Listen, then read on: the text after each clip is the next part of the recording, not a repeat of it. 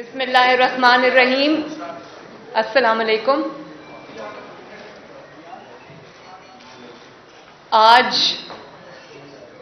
जिस रियासती हुकूमती खौफ का, जबर का, दहशतगर्दी का मैं मुजाहरा करके आ रही हूँ, वो मेरे लिए या मुस्लिम लीग नून के लिए नहीं, वो इस जाली और सेलेक्टेड हुकूमत के लिए लम्हाए फिक्रिया है।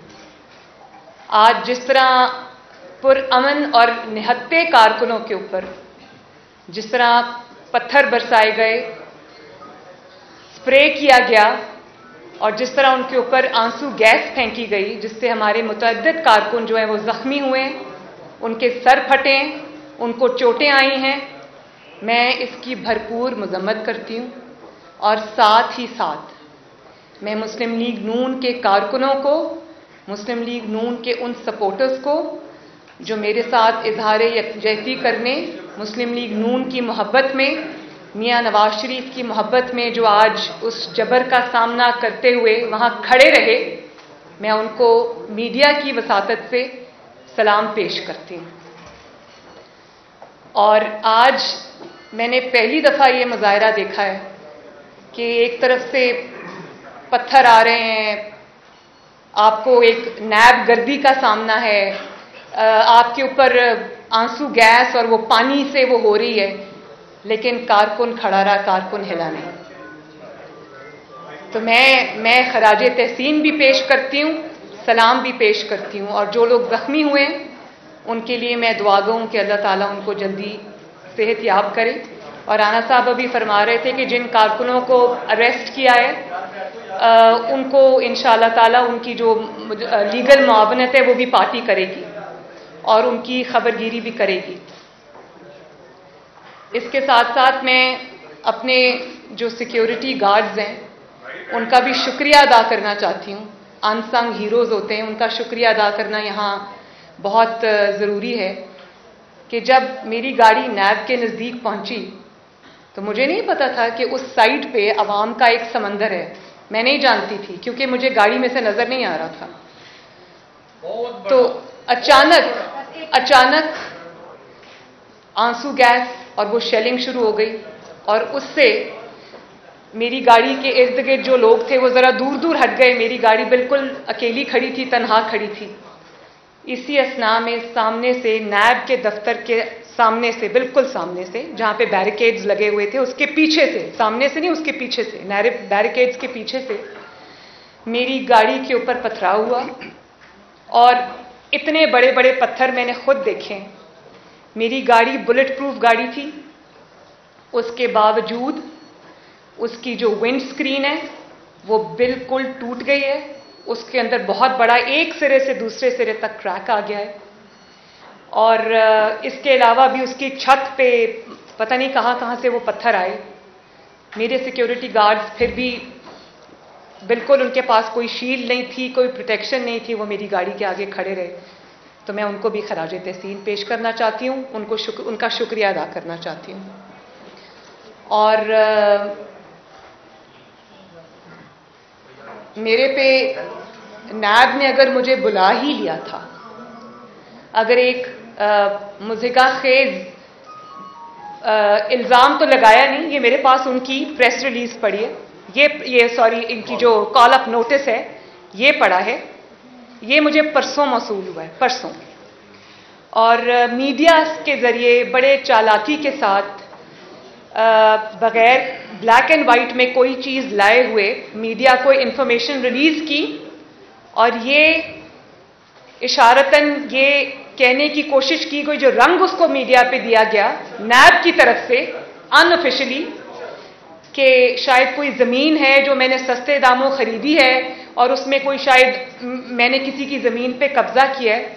तो ये है नैब का कॉल अप नोटिस, इसकी आप ज़रा स्क्रीनशॉट ले लें।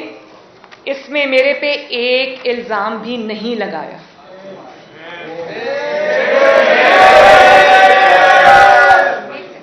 एक सेकंड जरा सुनिए। The inquiry conducted so far revealed that you have purchased land in फलां एरियाज, मोजा सुल्तान के, मोजा मल, Lakhowal and Moza Badoki Sani, District Lahore, and in this regard, you are required to provide details of the following: details of land acquired, purchased in each of the Moza, year-wise breakup, sources of funds, जो कि already उनके पास हैं, details of taxes and duties paid, provide details of subsequent sale of land if any, वो जानते हैं कि मैंने land की sale नहीं की, provide details of the use of the land, whether it is being used for cultivation or agricultural purposes. ये notice है, इसमें इल्ज़ाम कोई नहीं है, उसको बहुत वेग रखा गया है क्योंकि मुझे बुलाना मकसूद था। और अब मैं ये कहने में हक बजाने हूँ कि मुझे बुलाने के पीछे, इस वेग से नोटिस के पीछे जिसमें कोई इल्ज़ाम नहीं है, मुझे बुलाने के पीछे मुझे नुकसान पहुंचाना मकसूद था। क्योंकि आज मेरे साथ जो सलूक किया गया, मैंने पाकिस्तान के 72 साल में ये होते नहीं देखा। परवेज़ रशीद साहब मेरी गाड़ी में थे और उन्होंने मुझे, जब वो विंड स्क्रीन स्मैश हुई तो उन्होंने मुझे कहा कि ये शुक्र करो कि ये बुलेट प्रूफ गाड़ी थी, अगर ये बुलेट प्रूफ गाड़ी ना होती तो शीशा टूटता और उसके बाद जो ईंटे नुमा पत्थर उन्होंने फेंके वो सब मेरे सर पे लगते, क्योंकि मैं फ्रंट सीट पे बैठी हुई थी। तो मैं इस चीज़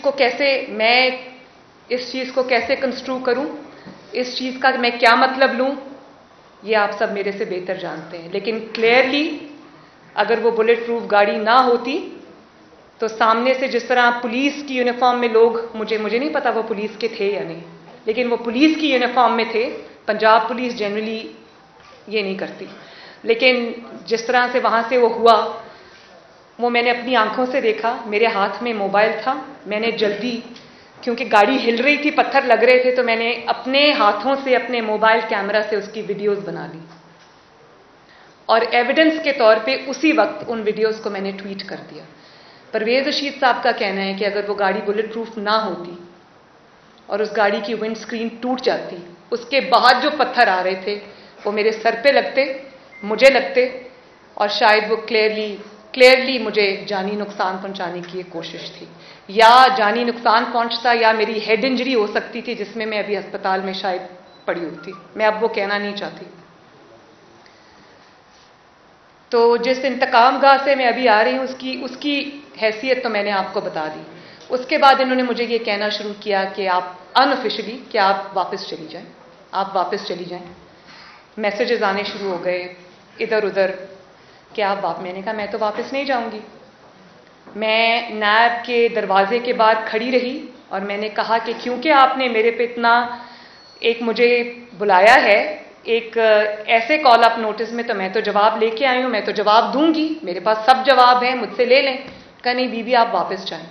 तो राना सनाउल्लाह साहब ने फिर उनको कहा कि वो वापस नहीं जाएंगी, आप अगर लिख के देना चाहते हैं, क्योंकि आप फिर ये कहेंगी हमने बुलाया था वो हाजिर नहीं हुई, पेश नहीं हुई। मैं तकरीबन कोई 1.5 घंटा 1.25 घंटा वहाँ खड़ी रही, उन्होंने दरवाज़ा नहीं खोला और अंदर छुप के बैठे रहे।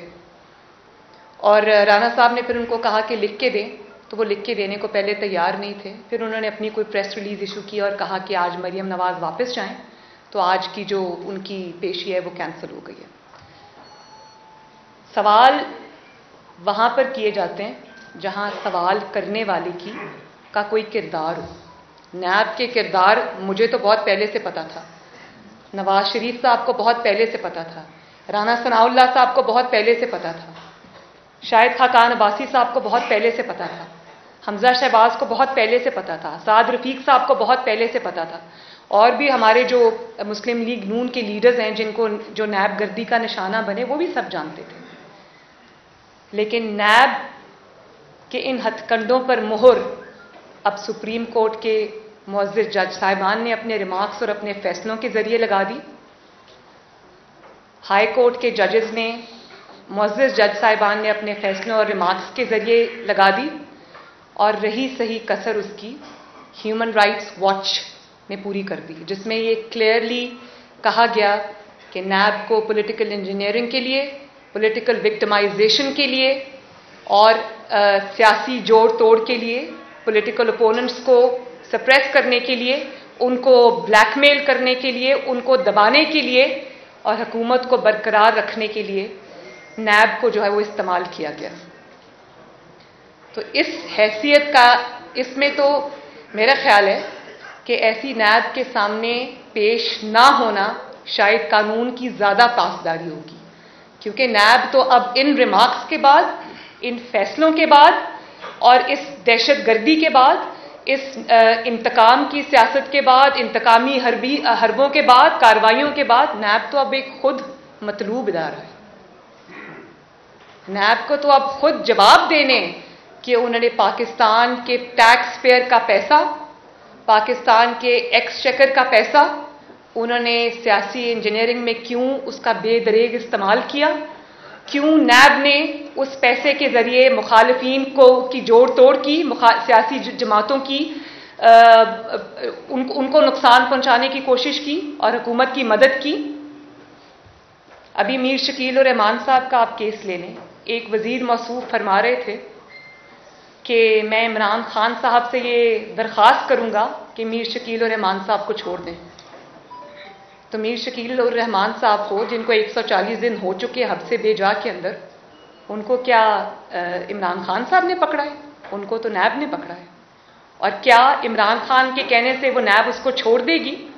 तो ये हालत ज़ार है नैब की, जिसमें मुझे अब कुछ कहने की ज़रूरत नहीं है। और उनका असूल ये है कि नाइंसाफ़ी सिर्फ होनी नहीं चाहिए। नैब का असूल ये है कि नाइंसाफ़ी सिर्फ होनी नहीं चाहिए, बल्कि होते हुए नज़र भी आनी चाहिए। पॉलिटिकल इंजीनियरिंग और जोड़ तोड़ जो है वो सिर्फ होना नहीं चाहिए, होते हुए नज़र भी आना चाहिए। और अब उनका ये असूल है कि दहशतगर्दी नैब की तरफ से सिर्फ होनी नहीं चाहिए, आज पूरी दुनिया ने जैसे देखा कि होते हुए नज़र भी आनी चाहिए। तो बड़ा घिनौना किरदार है नैब का, जितनी उस पर बात की जाए कम है। लेकिन बात यह है कि ये मेरे पे पहला दूसरा मुकदमा नहीं है, ये मेरे पे तीसरा मुकदमा है। और अगर पहला मुकदमा इतना अच्छा था तो फिर दूसरा बनाने की ज़रूरत क्यों पड़ी? और अगर दूसरा मुकदमा इतना वो था मजबूत था तो तीसरा बनाने की ज़रूरत क्यों पड़ी? पहला भी ख़त्म हो गया, दूसरा भी ख़त्म हो गया, तीसरा जो है उसका भी वही अंजाम होगा जो पहलों का हुआ, यानी कि कुछ नहीं। एक इंकशाफ आज मैं यहाँ कर दूँ कि जिस रेफरेंस के अंदर या जिस इन्वेस्टिगेशन के अंदर उन्होंने मुझे पिछले साल पकड़ा था नैब ने, और तकरीबन 60 दिन में उनकी मेहमान रही थी, पहली पाकिस्तान की 72 साल की हिस्ट्री में पहली खातून सियासतदान जो नैब की मेहमान रही है। और उस वक्त उनको समझ भी नहीं आ रही थी कि मुझे कहाँ रखें, क्योंकि उनके पास खवातीन को रखने का कोई जगह नहीं थी। लेकिन वो जिस मुकदमे में मुझे पकड़ा गया, क्या आप जानते हैं, क्या पाकिस्तान के अवाम जानते हैं कि वो रेफरेंस 1-1.5 साल के बावजूद आज तक नहीं बन सका? इन्वेस्टिगेशन के नाम पे मुझे 60 दिन रखा और सवाए इन्वेस्टिगेशन के वहाँ सब सवालात मुझसे पूछे गए। मुझसे पूछते रहे, वो बहुत इंटरेस्टेड थे मेरी ज़िंदगी में, तो मुझसे पूछते रहे कि मुस्लिम लीग नून तो बहुत बड़ी सियासी जमात है, वहाँ आपकी कितनी से है, मुस्लिम लीग नून में मशावरत का क्या अमल है, आपको कितनी पॉकेट मनी मिलती है, आप कौन सी किताबें पढ़ी हैं, आपका फेवरेट ऑथर कौन सा है। पोलो कोएलो के ऊपर मेरे से डिस्कशंस होती रहीं, मुल्की सियासी मंजरनामे पर मेरे से डिस्कशंस होती रहीं। अगर नहीं पूछा तो मुकदमे के बारे में चीज़ें नहीं पूछी। और वो मुझे समझ आती है कि 2018 में जब मुझे अरेस्ट किया, क्यों किया? इलेक्शन आ रहे थे, नवाज शरीफ को अरेस्ट करना और मरियम नवाज को अरेस्ट करना तो ज़रूरी था, उसके बगैर तो इलेक्शन नहीं जीता जा सकता था। वो धांधली का एक बहुत बड़ा हिस्सा था, समझ आ गई मुझे तो कोई उसमें शक ही नहीं था कि मुझे क्यों पकड़ा उस वक्त। पिछले साल मुझे क्यों गिरफ्तार किया इन्वेस्टिगेशन के नाम पे, वो भी समझ आती है कि एक के बाद एक मेरे ऐसे ज़बरदस्त जलसे हो रहे थे कि माशाल्लाह अवाम की एक लहर उठ रही थी, एक राय बन रही थी, एक तूफान आ रहा था जिसको रोकना ज़रूरी था। और 8 तारीख को कश्मीर में मेरा जलसा था, कश्मीर पे हम अभी बाद में आते हैं, कश्मीर पे मेरा जलसा था। और 6 तारीख को मुझे, जब मैं मियाँ साहब से मिलने, अपनी हफ्तावार मुलाकात के लिए मैं उनसे मिलने जब कोट लखपत जेल गई, तो वहाँ मैं मियाँ साहब के साथ मुलाकात कर रही थी, हम दोनों आमने सामने बैठे हुए थे। तो मुझे वो जेलर साहब आके कहते हैं कि आपको बाहर शहबाज शरीफ साहब बुला रहे हैं। तो मैं जब जेल के गेट से बाहर निकली तो शहबाज शरीफ साहब खड़े थे, साथ नैब खड़ा था, पुलिस खड़ी थी। तो उन्होंने मुझे ये कहा कि ये आपको गिरफ्तार करने आए हैं। तो मैंने पूछा क्यों? बस मैडम ये इस तरह से मुझे उन्होंने मैंने कहा अच्छा मैं आती हूँ, मैं अंदर मियाँ साहब से मुलाकात में हूँ, मैं मियाँ साहब को खुदा हाफिज़ कह के एक दफ़ा उनको गले मिल के मैं आपके पास वापस आती हूँ। उन्होंने मुझे अंदर जाने दिया। अभी मैं अंदर मियाँ साहब के पास पहुँची और मैंने मियाँ साहब को बताया कि मुझे बाहर अरेस्ट करने आए। मियाँ साहब ने कहा क्यों? मैंने कहा मैं नहीं जानती। तो इतने में नैब जेल के अंदर घुस आई, जिस कमरे में मैं और मियाँ साहब मौजूद थे। वहाँ आकर मुझे मियाँ साहब के सामने उन्होंने गिरफ्तार किया और मेरे बच्चे बैठे थे, मेरी बेटी बैठी हुई थी, वो छोटी है उम्र की, वो रोने लगी। मियाँ साहब की आंखों में आंसू आ गए। उनके सामने एक बहुत सोचे समझे मंसूबे के तहत मुझे गिरफ्तार किया और मैं उनको कहती रही कि आप फिक्र ना करें, कुछ नहीं होता। मुझे नैब ले गए। लेकिन अब आज गिरफ्तार करने का या आज मुझे नैब में बुलाने का 1 साल बाद अचानक उनको क्या ख्याल आया? आज तो कोई जलसे रैलीज नहीं हो रही, आज तो कोई सर पे इलेक्शन नहीं है। तो उस पर मैं सोच रही थी कि आज अचानक कौन सी कोई ऐसी चीज सिचुएशन आ गई है कि इनको ये करना पड़ा, मुझे बुलाना पड़ा फिर से। तो मेरा ख्याल है कि मेरा ज़ाती ख्याल है कि ये खौफ जो आजकल इनके इंटरनल सर्वेज हो रहे हैं, जिनकी खबर ये मीडिया को तो रिलीज़ नहीं करते, लेकिन सर्वेज की खबर हम तक भी पहुंचती है। तो उन सर्वेज में मुस्लिम लीग नून और नवाज शरीफ का ग्राफ जो है वो पहले से कहीं ज़्यादा बढ़ गया है। और पंजाब के अंदर स्पेशली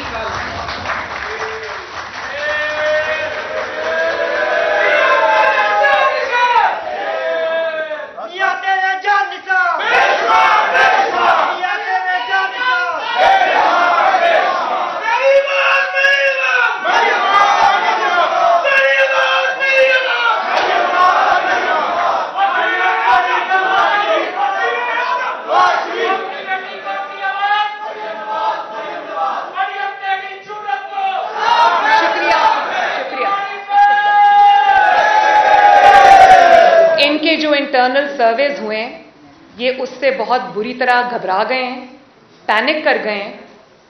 और उसके बाद इनको नवाज शरीफ का हर बार इस्तेमाल करके देख लिया, लेकिन मुस्लिम लीग नून का ग्राफ जो है वो पंजाब से उनको उनके सर्वेज के मुताबिक मुस्लिम लीग नून स्वीप कर रही है। तो ये वो खौफ है। और आज मैं आपको एक और बात बताऊं कि इमरान खान साहब को बहुत शौक था इक़्तिदार में आने का, लेकिन आज इतनी नाकामियों और पे दर पे नाकामियों के बाद वो सिर्फ इसलिए इक़्तिदार से चिपके हुए हैं कि पहले उनको आने का शौक था, अब जाने का खौफ है। और वो खौफ क्यों है? वो खौफ इसलिए है कि इतने जुल्म कर बैठे हैं कि अब उनको सिर्फ इक़्तिदार से चिपकने में अपनी सर्वाइवल नजर आती है। ऐसे ऐसे ऐसे अल्फाज हम नहीं इस्तेमाल करते। इतने जुल्म वो कर चुके हैं कि अब उनको अपने अंजाम से खौफ आता है। तो इसलिए ये जो अब एक आप देख रहे हैं कि उसको बुला रहे हैं, उसको बुला रहे हैं, तो ये इसी सिलसिले की एक कड़ी है। पैनामा भी खत्म हो गया, इकामा भी खत्म हो गया, बाकी चीजें भी खत्म हो गई। तो मुस्लिम लीग नून ने तो बहुत सह लिया, बहुत बर्दाश्त कर लिया। आपको तो अपनी फिक्र करनी चाहिए। आपका क्या होगा जब आपको जो 6 महीने की मोहलत मिली है, जब वो खत्म हो जाएगी? तो आप तो खुद अपनी जुबान से इस बात का इकरार कर चुके हैं कि आपको 6 महीने की मोहलत मिली है, वार्निंग मिली है। और जो हुकूमत अब मोहलतों पे चल रही हो वो अब खौफ नहीं खाएगी तो क्या होगा? आपको तो क्लियरली ये कहा गया है, आपकी ज़बान से हमने सुना। आपने ये कहा कि 6 महीने मिले हमें और 6 महीने के बाद वो मामलात कहीं और चले जाएंगे। कहाँ चले जाएंगे ये मैं नहीं जानती, लेकिन उनको पता है कि क्या होगा। तो ये खौफ, ये जो अचानक ये पैनिक की एक लहर उठी है, उसकी ये वजह है। और आपने फरमाया कि अब मैंने कश्तियाँ जला दी, तो कश्तियाँ जलाने का और कोई मतलब नहीं है। कश्तियाँ जलाने का मकसद ये है कि मैंने इतने जुल्म कर लिए हैं, इतनी ज़्यादतियाँ कर ली हैं कि अब मेरे पास कोई दूसरा रास्ता नहीं बचा। और एक बात मैं आपको बता दूं, जेल से डराने की, एक सेकंड देखें, डिस्ट्रप्शन होती है, मेरा फ्लो टूट जाता है। इनको पीछे करें, इनको पीछे करें, पीछे करें।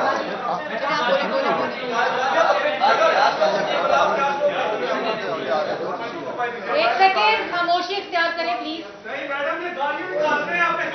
एक मिनट प्लीज, एक सेकंड प्लीज। देखें, बड़ी मेहरबानी, नहीं बच्चों, प्लीज डोगर साहब, देखें, डिस्ट्रप्शन होती है, मेरा फ्लो टूट जाता है, ये अच्छी बात नहीं है। डोगर साहब क्या मुश्किल है, जब पीछे कर दो।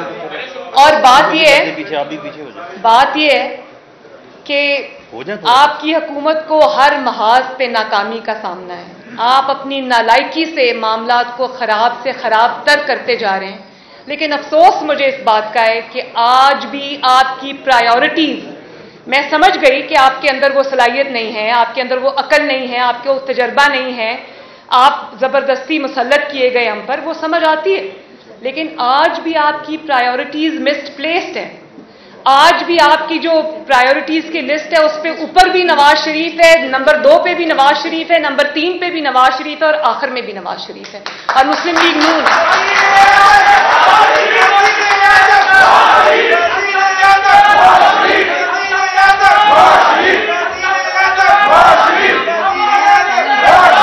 और देखें आपकी सारी कैबिनेट मीटिंग्स, आपकी खुफिया मीटिंग्स, आपकी कैबिनेट मीटिंग्स, आपकी हुकूमती मीटिंग्स सारी नवाज शरीफ से शुरू होकर नवाज शरीफ पर खत्म हो जाती हैं। नवाज शरीफ की वॉक करते हुए तस्वीर आ जाए, आप तब हिल जाते हैं। नवाज शरीफ की कॉफी पीते हुए तस्वीर आ जाए, आपको तब तकलीफ शुरू हो जाती है। नवाज शरीफ जहाज पे सीढ़ियां चढ़ के जाए, आपको तब तकलीफ शुरू हो जाती है। और ये जो नवाज शरीफ की सेहत के बारे में आपने प्रोपेगेंडा किया, आपको शर्म आनी चाहिए। आपकी कस्टडी में नवाज शरीफ बीमार हुआ, आपकी कस्टडी में नवाज शरीफ मौत के दहाने तक पहुंचा, आपकी कस्टडी में वो मेरी मौजूदगी में सर्विसेज हॉस्पिटल में आपके सरकारी डॉक्टर्स के नीचे वो जिंदगी और मौत की जंग लड़ रहा था। आपकी कस्टडी में, आपके फैसले से वो बाहर गया और उसके बाद जब वो बाहर चला गया तो आपने क्या कहना शुरू कर दिया?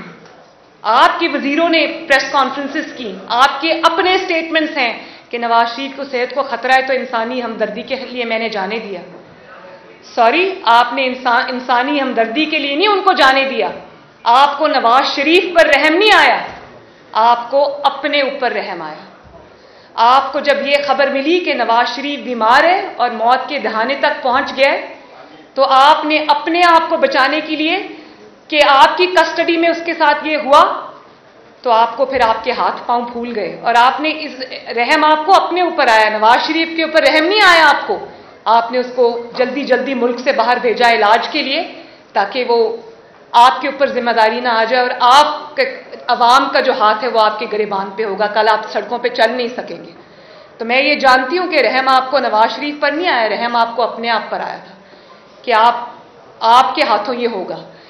तो जब ये हुआ तो उसके बाद आपने ये कहना शुरू कर दिया, आपने उनकी सेहत पे सियासत खेलनी शुरू कर दी। शर्म आनी चाहिए आपको, शर्म आनी चाहिए आपको।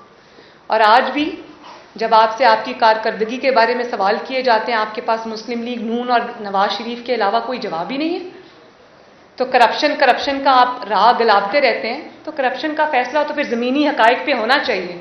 बताएं मुझे ज़रा, नवाज शरीफ के दौर में आटा, दाल, चीनी, चावल, बिजली, गैस क्या कीमतें थी? आज क्या कीमतें हैं? आप खुद ही फरमाते थे ना कि जब हुक्मरान करप्ट होता है तो इन चीज़ों की कीमतें बढ़ जाती हैं, ऑयल की, पेट्रोल की, डीजल की कीमतें बढ़ जाती हैं। तो फिर इस लिहाज से चोर कौन हुआ?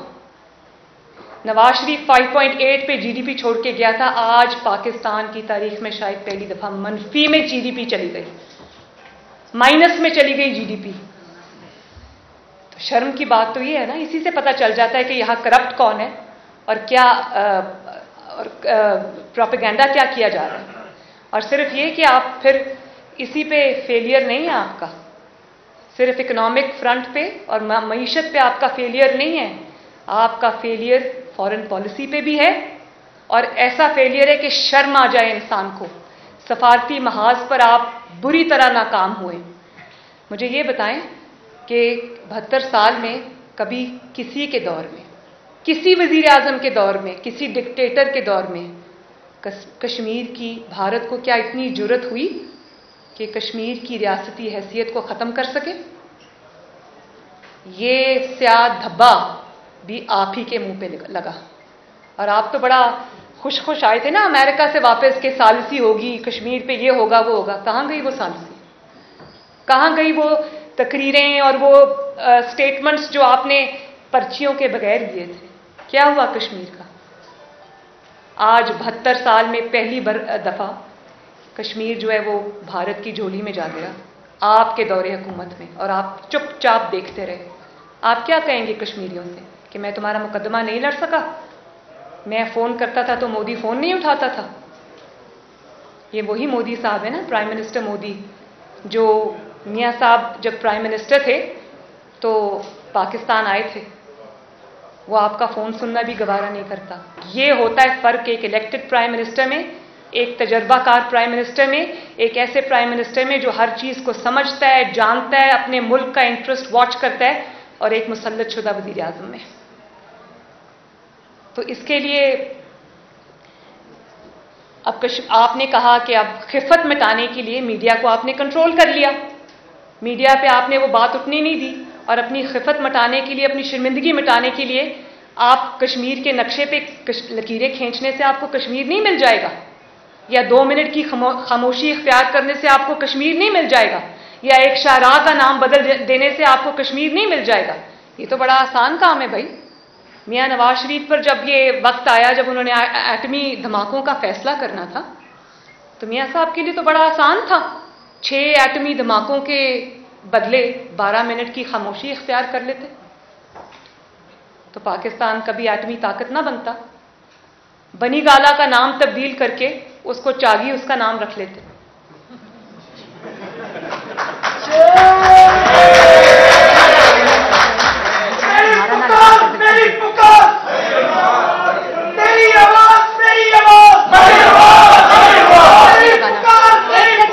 एक सेकंड प्लीज। और फिर फॉरेन पॉलिसी का हाल देख लें, अकल का हाल देख लें, समझ का हाल देख लें कि बचगाना और गैर जिम्मेदाराना बयानात देकर सऊदी अरब जैसे देरीना दोस्त और हमदर्द को नाराज कर दिया। और अब रही कहीं कसर उन्होंने जो OIC के दर पे होके वो जो नाराज करने का सिलसिला था, वो अब उसमें भी OIC को नाराज कर दिया, OIC के खिलाफ स्टेटमेंट्स दे के हमारे दोस्त ममालिक को नाराज कर दिया। तो ये तो आपकी नाअक्बतअंदेशी का हाल है। आपने मुल्क को हर तरह से आग में झोंक दिया, शर्म आनी चाहिए। और फिर प्रायोरिटी आज भी आपकी क्या है कि आवाम के नुमाइंदों को पकड़ो, ऑपोजिशन को दबाओ। भाई मान लिया कि आपके पास हुकूमत का मैंडेट नहीं है, आपके पास आवाम का मैंडेट नहीं है, लेकिन क्या गरीब आवाम जो रोटी को तरस रहे हैं, जो बिजली गैस के बिल देने से कासिर हैं, जिनकी नौकरियां चली गई, क्या उनको उनके सदाओं पे आवाज धरने के लिए या उनकी बात सुनने के लिए आपको अवामी मैंडेट की जरूरत है? उसके लिए आपको थोड़ी सी इंसानियत, अकल और हमदर्दी की जरूरत है। अपनी प्रायोरिटीज को ठीक करने की जरूरत है, जो कि आपके अंदर नहीं है। और हाल आपका यह है कि नवाज शरीफ पे आप हर जगह तनकीद करते हैं, लेकिन नवाज शरीफ के बनाए हुए मंसूबों पर बड़ी ढिठाई से, कमाल ढिठाई से 6-6 बार अपनी तख्तियां लगाते हैं। तो भाई नवाज शरीफ के बनाए हुए मंसूबों से के ऊपर तख्तियां लगाने से बदल बदल के वो मंसूबा तो आपके नाम नहीं लग जाएगा ना। हजारा मोटरवे तो आपने नहीं बनाई ना, सखर मुल्तान मोटरवे तो आपने नहीं बनाई ना, मुल्तान लाहौर मोटरवे तो आपने नहीं बनाई ना, बिजली के कारखाने आपने नहीं लगाए ना। जब भी आप सीपैक का नाम लेते हो, सीपैक की तस्वीरें ट्वीट करते हो, वीडियोस ट्वीट करते हो, लोग कहते हैं शुक्रिया नवाज शरीफ।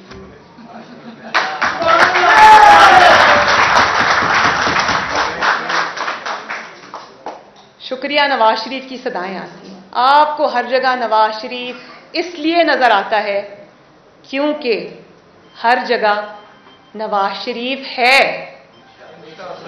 और रहेगा इंशाअल्लाह।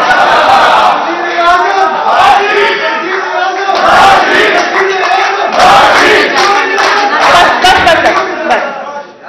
और आपकी हुकूमत जो पहले ही बैसाखियों पे खड़ी है, 6 महीने की मोहलत पे चल रही है, आपके लोग तो अपने हलकों में जाने के काबिल नहीं, आपके एमएनएज एमपीएज अपने हलकों में जाने के काबिल नहीं, आप अपने अवाम में निकलने के काबिल नहीं, बल्कि जिन चंद अफराद ने आपको वोट दिया भी था वो भी आज अपने महलों में मुंह छुपाते फिर रहे हैं। कुछ मुंह छुपा रहे और कुछ कानों को हाथ लगा रहे कि आइंदा इस किस्म के धोखे में नहीं आना। तो आपका अपना ये हाल है। तो इंशाअल्लाह ताला वो वक्त दूर नहीं है जब हम सब मिलके नवाज शरीफ की क़यादत में इंशाअल्लाह ताला इस नालायकी से बहुत जल्द लोगों को आज़ादी देंगे इंशाअल्लाह।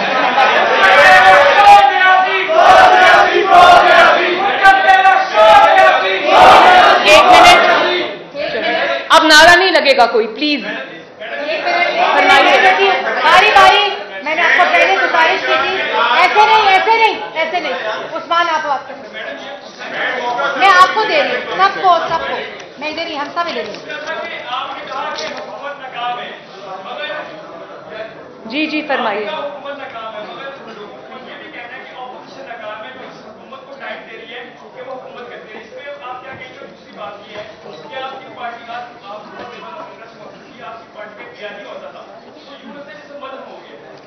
बयानिया मदम हो गया? मैंने तो सुना था 2 बयानी है हमारी पार्टी के, आप तो कह रहे मदम हो गया।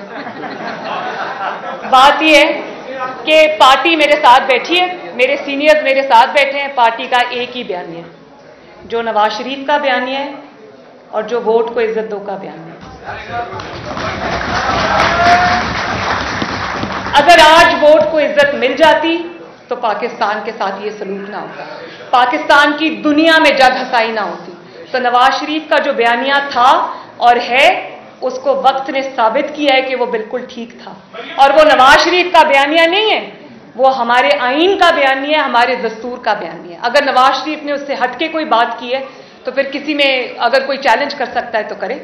हम नवाज शरीफ, मरियम नवाज शरीफ, शाहिद खाकान अब्बासी, राना सनाउल्लाह साहब, जितने लोग यहां खड़े हैं, जितने लोग यहां नहीं हैं, शहबाज शरीफ साहब हो या कोई भी हो, सब एक बात पे मुत्तफिक हैं, वो है नवाज शरीफ की लीडरशिप और वोट को इज्जत दो।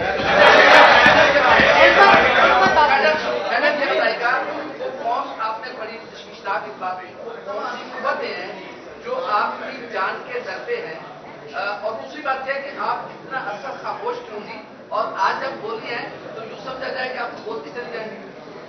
देखिए, सबसे पहले तो मेरे लिए बोलना आसान है, खामोश रहना मुश्किल है। मेरी वालदा चली गई इस दुनिया से, मेरे वालिद इतने बीमार हो गए कि उनकी ज़िंदगी का हमें उस वक्त पता नहीं था। डॉक्टर्स ने मेरे सामने, आप यकीन करें, आज मैं वो दोहराना चाहती हूँ, सर्विसेज हॉस्पिटल में जब ये मुझे कोट लखपत से लेके आए अपने वालिद की अयादत के लिए, तो उस वक्त 5-7 डॉक्टर्स की मीटिंग चल रही थी और उन्होंने मेरे सामने मियाँ साहब को कहा कि जब हम रोज़ सुबह ऑफिस में आते हैं तो हम ये सोच के आते हैं कि पता नहीं फिर हमें आपको देखना नसीब हो या ना। ये मैं गवाह, चश्मदीद गवाह हूं इस बात की, मेरे कानों ने सुना, मेरी आंखों ने देखा। ये मियाँ साहब की हालत थी। तो मैंने मियाँ साहब के साथ जाना चाहा। मैं ही ख्याल रखती थी उनका, मैं ही उनकी तीमारदारी करती थी, उनकी दवाइयाँ, इंजेक्शन सब मेरे पास होते थे। मुझे एक सोचे समझे मंसूबे के तहत मियाँ साहब के साथ नहीं जाने दिया। तो मैं इस नतीजे पे पहुंची हूँ कि मुझे इधर एज हॉस्टेज रखा हुआ था कि अगर मैं कोई बात करूं तो वहां पर वो मियाँ साहब को नुकसान पहुंचाने की कोशिश करें। उनका इलाज ना होना, क्योंकि उनके दिल की एक शरेआन आज भी 90% बंद है, जिसकी सर्जरी होनी बाकी है। और वो कोरोना की वजह से, पहले वो मेरा इंतजार कर रहे थे क्योंकि उनको था कि मैं आ जाऊंगी चंद दिनों में, वो नहीं हो सका। फिर वो कोरोना आ गया, अब उनकी सर्जरी अभी होना बाकी है। तो मैं अपना कुछ ऐसा करके मैं उनके इलाज में कोई खलल नहीं चाहती थी, क्योंकि वो सिर्फ मेरे वालिद नहीं हैं, वो इस कौम का सरमाया है। हमें जिंदा लीडर चाहिए, हमें लीडर्स की लाशें नहीं चाहिए। तो अगर मैं अपनी जिम्मेदारी निभा रही थी तो मैं करोड़ों अवाम की नुमाइंदगी कर रही थी, जिनकी इन्वेस्टमेंट इन टर्म्स ऑफ 40 साल और वोट और एतमाद और खिदमत मियाँ साहब में हुई हुई है। तो मुझे जिम्मेदारी का मुजाहरा करना था। और दूसरी बात, मैं आपने कहा कि मैं खामोश क्यों, कभी हमने बोल के उनको एक्सपोज किया और कभी खामोश रह के हमने उनको ज़्यादा एक्सपोज किया, वरना उनके अंदर ये जरासीम मौजूद हैं कि वो कल ये कहते कि मैं तो बहुत करना चाहता था, मैं तो पाकिस्तान की किस्मत बदलना चाहता था, मैं तो दूध और शहद की नहरें बहाना चाहता था, ये ऑपोजिशन ने मुझे कुछ करने नहीं दिया। तो इसलिए हमने खामोश रह के उनको ज़्यादा एक्सपोज किया। लेकिन मुझे इस बात की आज खबर हुई कि मेरी जो खामोशी है या जो मियाँ साहब की खामोशी है वो इतनी गूंज रही है कि इनको कानों पे हाथ रखने पड़ गए।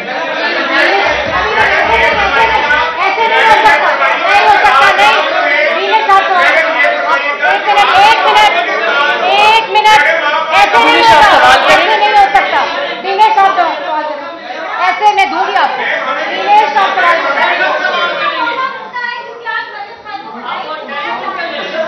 एक सेकंड दे रही हूँ, सबको दे रही हूँ।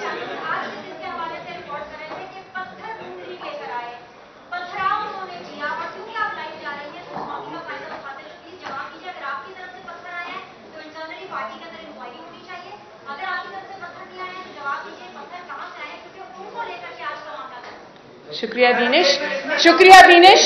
बात यह है कि बड़ा अच्छा सवाल आपने पूछा। एक सेकंड प्लीज, इंटरप्शन ना कीजिए प्लीज। बहुत अच्छा सवाल पूछा, थैंक यू। पत्थर मैं लेके आई और वो पत्थर मैंने फिजिकली वहां प्रेजेंट हुए बगैर पुलिस की यूनिफॉर्म पहना के अपने कारकुनों को उनके हवाले किए और फिर अपने ऊपर फेंकवाए। पत्थर अपनी गाड़ी पे फेंकवाए, अपने शीशे तोड़े, अपने कारकुनों को जख्मी किया, उनके सर फाड़े गाड़ी में बैठे बैठे। बड़ी अच्छी मजे की बात है कि पत्थर लाई भी मैं और अपने ऊपर फेंकवाई भी मैंने। वाह, शाबाश। देखो दिनेश, बात ये है, मैं एक सेकंड, बात ये है कि हमारी नैब की पेशीज बड़ी क्वाइट होती थी, लेकिन जब आप जुल्म पे जुल्म करते जाओगे तो कारकुन को जोश तो आएगा। आज जब आपने नाहक ये ज्यादती, पिछली भी नाहक थी, तो कभी ना कभी सब्र जवाब देता है। और वो बड़े पुरअमन थे। मैं नैब में यहां रह के गई हूं, कभी गमला भी नहीं टूटा। कभी हमारे कारकुन कंटेनर से ऑर्डर्स पास करके पुलिस वालों की, वो आज भी है, वो कील वाले जो डंडे थे उससे जो हड्डियां तोड़ी थी, वो मुस्लिम लीग नून के कारकुन नहीं थे। तो मुस्लिम लीग नून जो है वो तो उनके, मैंने खुद देखा, मेरे कारकुन जो थे वहां बहुत दूर से मुझे नजर आ रहे थे, पुरअमन थे बिल्कुल। तो मुझे लगता है दिनेश कि इतना बड़ा क्राउड ये एक्सपेक्ट नहीं कर रहे थे, और जब क्राउड देख लिया तो ये पैनिक कर गए और इस पैनिक में उन्होंने ये अपने ऊपर खुदकुश हमला कर लिया। ये फरमाइएगा, आज आप बड़ी बहादुरी के साथ नैब ऑफिस के बाहर खड़े रहे, पत्थर का मामला दूसरा है, नैब ने आपको बुलाया, आप खुद भी अकेले जा सकते थे, कारकुनों को साथ लेकर जाने की जरूरत जो है वो क्यों पेश आई? और दूसरा, एक मिनट पहले इसका जवाब सुन ले, पहले इसका जवाब सुन ले। मैं अकेली ही आई थी, कारकुन वहां मेरा इंतजार कर रहे थे हजारों की तादाद में। मुझे नहीं पता था, आप यकीन करें, मुझे अभी भी नहीं पता कि कारकुन कितने थे और कितनी तादाद में थे। वो तो मुझे इनके रिएक्शन से पता चला कि कारकुन जो है वो आज हजारों की तादाद में निकल आए। मैं किसी को लेके नहीं आई, मैं पहले भी नैब में पेश होती रही हूं। मैंने 6 महीने पनामा वाला मुकदमा भी भुगता है और उसके बाद मैंने ये जो पिछले साल का बेहुदा मुकदमा था वो भी भुगता है। मैं इनकी जेलों में भी रही हूं। हमारा कारकुन जो है वो तहरीक इंसाफ के कारकुन की तरह नहीं है। हमारा कारकुन बहुत पुरअमन कारकुन है।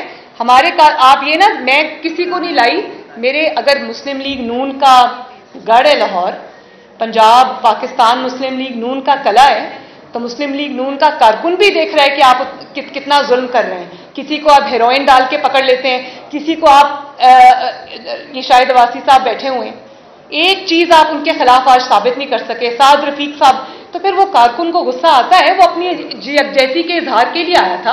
हम सियासी लोग हैं, लोग हमसे मोहब्बत करते हैं, मियाँ साहब से मोहब्बत करते हैं, उनकी बेटी के साथ, अपनी बहन के साथ इजहार यकजहती करने आए थे, मेरे साथ नहीं आए। जी जी नहीं, सॉरी, मैंने नहीं दिया। आपको किसने कहा मैंने दिया भाई? मैं तो आपको वो स्टेटमेंट याद करा रही हूं जो हमारे जो इमरान खान साहब ने खुद फरमाया, अपनी पार्टी से कहा कि हमें 6 महीने का टाइम मिला है, और अगर 6 महीने में हम परफॉर्म नहीं करते, आप 6 साल में परफॉर्म नहीं कर सकते, 600 साल में परफॉर्म नहीं करते, क्योंकि आपको आता नहीं।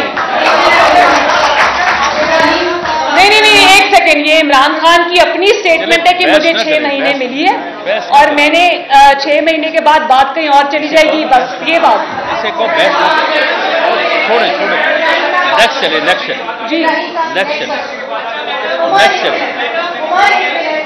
उमर इब्राहिम क्या बात करें? करने दो।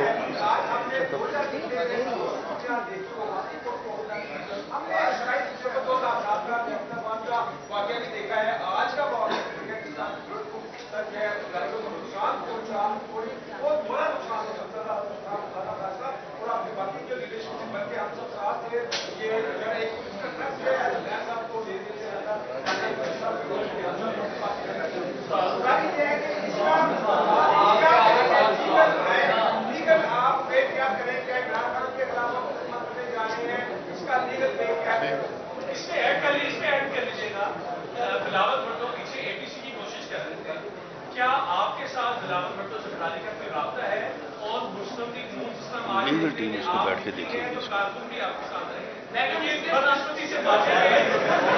देखिए, जहां तक एपीसी का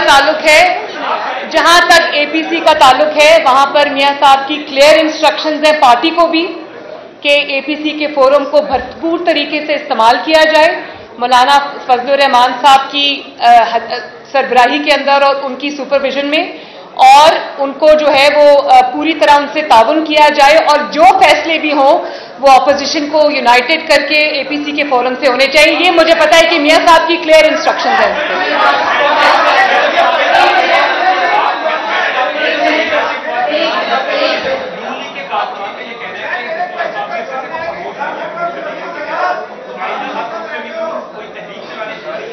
आइंदा का लाएमल इंशाअल्लाह ताला हम लीडरशिप की जो उनकी मशावरत से तय करेंगे।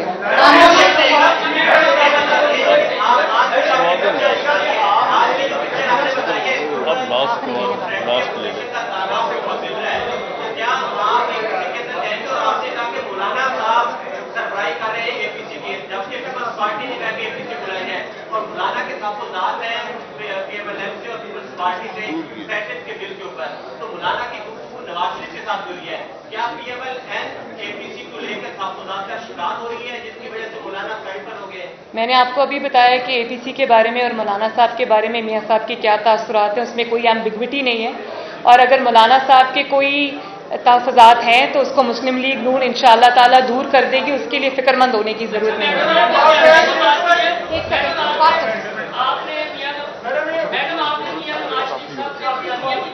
जी जी ये बयानिया जान लीग वाला बयानिया कायम रहेगा या इस पर कंप्रोमाइज हो जाएगा? और दूसरा ये बता दें कि शहबाज शरीफ साहब और ख्वाजा साहब और एहसन इकबाल साहब नजर नहीं आ रहे, स्टे हो गया है कि वो कैंप अलग है और बयानिया की बात आज के लिए। बड़ी मेहरबानी, पीएमएलएन का कोई कैंप अलग नहीं है। पीएमएलएन के अंदर डेमोक्रेटिक जमात है, हर तरह के माइंडसेट के लोग हैं, हर तरह के ख्याल के लोग हैं, हर तरह के ओपिनियन के लोग हैं, और आरात डिफरेंट हैं लोगों की, लेकिन खुशी की बात यह है कि जहां मियां नवाज शरीफ की क़यादत आ जाती वहां सब मुत्तहिद हैं। और मुस्लिम लीग नून का जो बयानिया है वो पहले दिन से जो था आज भी है, और उसी बयानिए की कीमत हम 4 साल से अदा कर रहे हैं, लेकिन बयानिए से नहीं हटे। बड़ी मेहरबानी।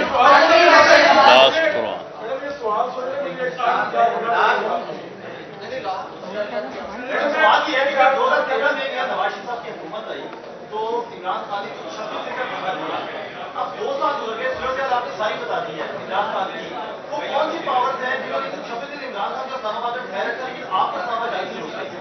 मुझे इस्लामाबाद जाने से बोलो? मैं अभी इस्लामाबाद जा ही नहीं रही।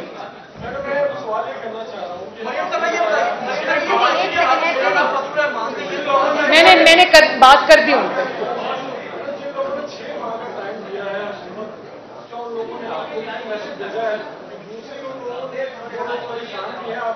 ना हमें कोई मैसेज भेजता है ना हम किसी से बात करते हैं। मेहरबानी आप यहाँ पर बात करें। नहीं, बस एक सेकंड भाई। मौलाना फजल रहमान साहब की मौलाना साहब से सवाल किया गया है कि आप अभी मियां नवाज शरीफ की बयानिया के साथ हैं या नहीं है? हो गई बात यार, हो ये गई कहा कि अब हालात बदल चुके हैं, अब मियां नवाज शरीफ से ये पूछे कि वो मेरी पॉलिसी के साथ है या नहीं है, तो इसे क्या? वो मौलाना साहब और मियां साहब आपस में खुद बात कर लेंगे। शुक्रिया जी।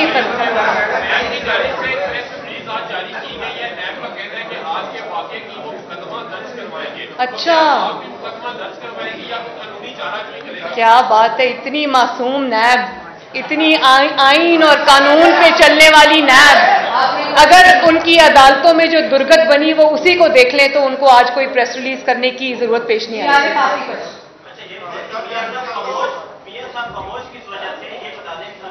शुक्रिया, थैंक यू। ये मेरा आखिरी सवाल है। मैंने सब सवाल लिए, आपके सारे गिले मैंने दूर कर दिया। आपका सवाल ये है कि मियां साहब खामोश क्यों हैं? शुक्रिया। मियां साहब खामोश नहीं है, लेकिन मियां साहब ने अपने हिस्से का सारा काम कर दिया। मियां साहब ने वो कुर्बानियां दी जो 72 साल में किसी सियासी लीडर ने कुर्बानी नहीं दी। अपनी बीवी को बिस्तरे मर्ग पे छोड़ के कानून और आइन के सामने, अदालतों के सामने पेश होना। होता तो ये था ना कि लोग कारकुनों से कुर्बानी मांगते हैं, सियासी लोगों से कुर्बानी, अपने कारकुनों से, अपने सपोर्टर से कुर्बानी मांगते हैं। जो जुल्म इन्होंने किया और हद कर दी जुल्म की, वो सब मियां साहब ने जुल्म अपने सीने पे सहा है, सीने पे सहा है। और कारकुनों को और अपनी पार्टी को शील्ड और प्रोटेक्ट करने की पूरी कोशिश की है। वो सारे जख्म उन्होंने अपने सीने पे पहले लिए, आपसे बात उन्होंने बाद में की है। और अपनी वाइफ को छोड़ के आए, और जब वो बीमार हो गई, डेथ बेड पे चली गई, तो उनको अडयाला जेल में, जहां मैं भी बंद थी, मियां साहब ने कहा मेरी बात करा दो मेरी बीवी से और घर वालों से। उन्होंने कहा आपके मिनट खत्म हो चुके हैं। 3 दफा के प्राइम मिनिस्टर के साथ जब पाकिस्तान का कोई भी मंसूबा उठा के देख लें, उस पर नवाज शरीफ की मोहर लगी हुई है, उस पर मुस्लिम लीग नून की मोहर लगी हुई है। चाहे कोई मोटरवे हो, एटॉमिक एक्सप्लोजन हो, सड़कों का जाल हो, मोटरवे हो, बसेज हो, रैपिड बस हो, ऑरेंज ट्रेन हो, बिजली के मंसूबे हो, चाहे वो मुल्तान से सखर मोटरवे हो, हजारा मोटरवे हो, जो चीज आप उठा लें उस पर नवाज शरीफ का नाम लिखा है। तो इतनी खिदमात के बावजूद जब आप एक 3 दफा की वजीर आजम की तजलील करेंगे, तजहीक करेंगे और इस तरह का उसके साथ सलूक करेंगे, पैनामा करप्शन, और उसमें से आप क्या निकाल के लाते हैं? एक इकामा। और उसके बाद भी आपको तसल्ली नहीं होती तो अरशद मलिक जैसे जज को आप इस्तेमाल करते हैं, जो आपको मुझसे खुद बोल उठा कि भाई मुझसे ज्यादती हो गई, मुझे ब्लैकमेल करके नवाज शरीफ के खिलाफ फैसला लिया गया। वो फैसला खत्म हो जाता है, सॉरी वो जज को आप निकाल देते हैं, फैसला आज भी वहीं का वहीं है। शाबाश है भाई। तो फिर आप पूछते हैं कि नवाज शरीफ खामोश क्यों है? तो नवाज शरीफ ने अपने हिस्से का सारा काम कर दिया। उन्होंने जो बयानिया देना था दे दिया, उस बयानिए की जो कीमत अदा करनी थी की, उसके लिए जो तकालीफ बर्दाश्त करनी थी की, उसके लिए अपनी बेटी को, अपने घर को, अपने कारोबार को, अपनी सियासी जमात को जो नुकसान पहुंचाना था पहुंचा, कीमत अदा की उन्होंने। वो ये सब काम यहां से निपटा के गए। और इंशाअल्लाह ताला जैसे ही उनकी सेहत बेहतर होगी और वो वापस आएंगे और इंशाअल्लाह ताला अपने काम को जहां से छोड़ा था वहां से उठाएंगे।